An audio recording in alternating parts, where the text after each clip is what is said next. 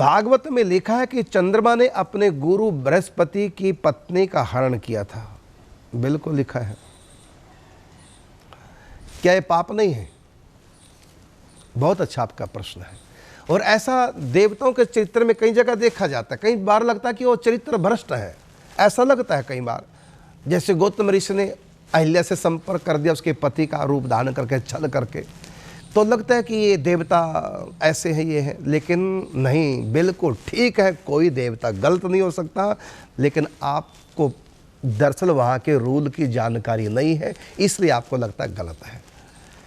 किसी देश में लेफ्ट हैंड राइट अपना वो चलता है ट्रैफिक, किसी में राइट हैंड। तो अपने देश के अनुसार हम सोचे कहेंगे तो गलत चला रहा है, अरे गलत नहीं है वो। उनके देश में जो ड्राइविंग होती है वो उनके हिसाब से है। तो हमारा रूल उनके ऊपर लागू नहीं होता, उनका रूल हमारे ऊपर लागू नहीं होता।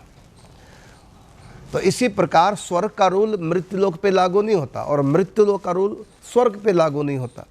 हमारे यहाँ विवाह शादियाँ होती हैं, स्वर्ग में कोई विवाह शादी नहीं हुआ करती। हमारे यहाँ लैट्रिन बाथरूम है, स्वर्ग में एक भी लैट्रिन बाथरूम नहीं। हमारे यहाँ शमशान घाट है, स्वर्ग में एक भी शमशान घाट नहीं। हमारे यहाँ मृत्यु है, स्वर्ग में मृत्यु नहीं होती, संस्कार नहीं होता। तो उनके रूल हमारे यहाँ लागू मत कीजिए। तो यदि चंद्रमा बृहस्पति की पत्नी से संबंध जोड़ रहे हैं तो हम उसको पाप ना बताएं, क्योंकि पुण्य पाप लगता केवल मृत्युलोक में, वो भी केवल मनुष्यों को, जानवरों को भी नहीं पुण्य पाप लगता। आपके घर में गाय भैंस है और जब भी वो नए दूध के लिए होती है तो हर बार एक ही सांड नहीं होता, अलग अलग होता है। तो इसका मतलब ये नहीं कि वो भ्रष्ट हो गई है गाय।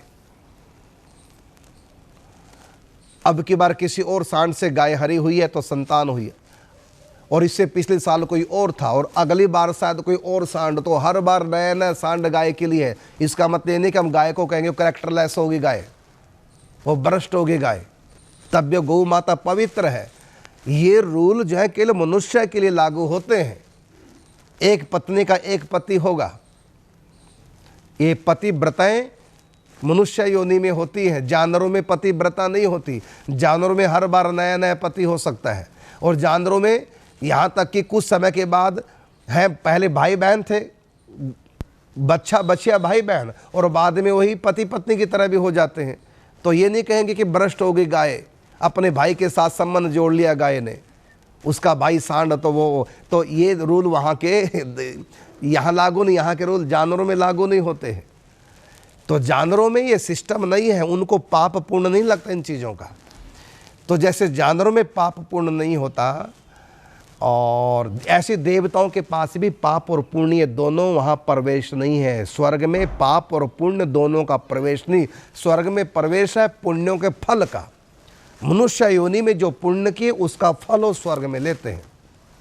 स्वर्ग में पाप और पुण्य दोनों का प्रवेश नहीं है। हाँ, यदि कोई किसी पे नाराज हो जाए स्वर्ग में तो श्राप तो दे सकते हैं। यदि उनको श्राप ना को दे तो कितना भी बड़ा उनसे पाप हो जाए, जबकि वो पाप नहीं है, हम अपनी भाषा में कह रहे हैं, इस मृत्यु लोक की भाषा में कह रहे हैं। जैसे कि चंद्रमा ने बृहस्पति की पत्नी का हरण कर लिया है ना, उनसे संबंध किया, उनसे एक पुत्र भी हुआ है, तो कहेंगे कि वो तो बहुत बड़ा पाप है। हाँ, मृत्यु लोक में यदि कोई ऐसा करेगा तो पाप है, लेकिन देवता ऐसा करते हैं पाप नहीं, क्योंकि वो भोग भूमि है, कर्म भूमि नहीं है। इसी प्रकार जानवरों के शरीर भी कर्म भूमि नहीं है, वो भोग भूमि है। इससे जानवर भी किसी से भी संपर्क कर सकते हैं। कोई भी सांड किसी भी गाय से संपर्क करे, कोई भी भैंसा किसी भी भैंस से संपर्क करे, और भैंस के लिए हर बार उसका नया नया पति होता है। लेकिन उन भैंसों में ये नहीं कहेंगे चित्र कैरेक्टरलेस भैंस है, इसका चरित्र ठीक नहीं, ये नहीं कहेंगे, क्योंकि ये पाप पुण्य के मनुष्य के खाते में होता है, जानवरों के खाते में नहीं और देवताओं के खाते में नहीं। क्योंकि देवताओं का शरीर वो भोग भूमि है, वो भोगने के लिए उनको शरीर मिला है। वहाँ कोई कितने भी भोग भोगे, दो प्रकार के भोग, एक कर्मों के अनुसार, एक समय की अवधि में। तो कुछ देवता ऐसे हैं कि वो कर्मों के अनुसार सुख दुख पाते हैं, जब कर्म खत्म हो जाते हैं दोबारा उनको दुनिया में जन्म होता है। और कुछ देवता जिनको कारक पुरुष कहते हैं, उनके लिए पुण्य का नहीं बल्कि उनके लिए समय की अवधि होती है। जब तक प्रलय नहीं आएगा स्वर्ग में, एक मनवंतर तक वो कितने भी भोग भोग लें, अलग अलग देवताओं का हिसाब है। लेकिन देव स्वर्ग में, देवलोक में पाप नहीं लगता और न ही पुण्य लगता है। इंद्र किसी कुछ दान पुण्य करेगा तो उसको कोई फल नहीं मिलने वाला दान का। इंद्र यज्ञ करेगा उसको कोई फल नहीं मिलेगा। इंद्र भगवान का भजन करेगा तब भी उसका कल्याण इंद्र का नहीं होने वाला है। इंद्र कितना भी पवित्र आत्मा हो जाए तब भी इंद्र का कल्याण नहीं होगा, भगवान के गोलोक धाम में नहीं जा सकता। उसको दोबारा जब एक मनवंतर की आयु पूरी हो जाएगी उसके बाद इंद्र को भी दोबारा दुनिया में जन्म लेना पड़ेगा, कितना भी भजन कर ले हो। इसी प्रकार जानवर भी, जैसे मछली है गंगा जी में रहती है, गंगा जी में पैदा हुई, गंगा जल पी के जी रही है, गंगा जल में ही मर गई, लेकिन तब भी मछली की मुक्ति नहीं होती, क्योंकि ये अधिकार पाप पुण्य का केवल मनुष्य के खाते में है, जानवरों के खाते में नहीं, देवताओं के खाते में नहीं। तो देवताओं को कोई पाप या कोई पुण्य नहीं लगता। कुत्ता किसी ब्राह्मण को काट जाए, पागल कुत्ता, ब्राह्मण बाद में मर जाए पगला करके, तो उस कुत्ते को ब्रह्म हत्या का पाप नहीं लगता। हाँ, मनुष्य यदि ऐसा करेगा तो उसको पाप लगेगा। तो जानवरों को पाप नहीं लगता। मच्छर आपका खून पी रहा है तो मच्छर को पाप नहीं लगता। शेर किसी को भी मार के खा जाए तो शेर को कोई पाप नहीं लगता, क्योंकि वो भोग योनि है। हाँ, मनुष्य किसी को काट के खा जाए, मनुष्य को पाप लगेगा। सिंह को कोई पाप नहीं लगता। सांप किसी को काट जाए और व्यक्ति मर जाए तो सांप को किसी की हत्या करने का पाप सांप को नहीं लगेगा, उसको भोगना नहीं पड़ेगा।